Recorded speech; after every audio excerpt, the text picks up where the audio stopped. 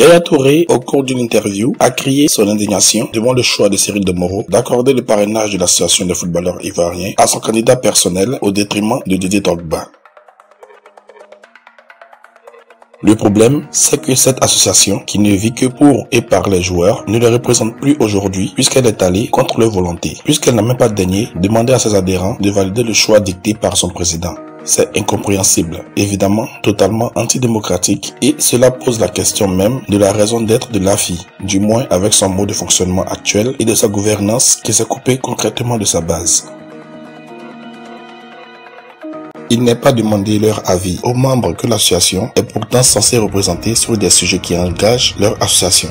Cet avis, ils l'ont donné pourtant et il est évidemment parvenu aux oreilles du président de l'AFI qui l'a balayé d'un revers de la main, préférant se voiler complètement la face devant ses propres intérêts puisqu'il figure sur la liste qu'il a parrainée.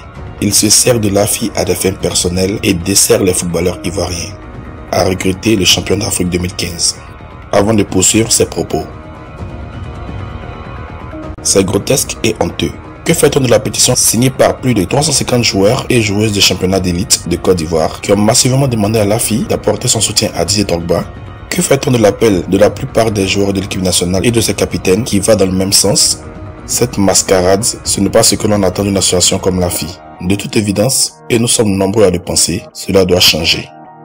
A déclaré le quadruple ballon d'or africain, déçu du comportement ignoble et dégueulasse de Cyril Domoro.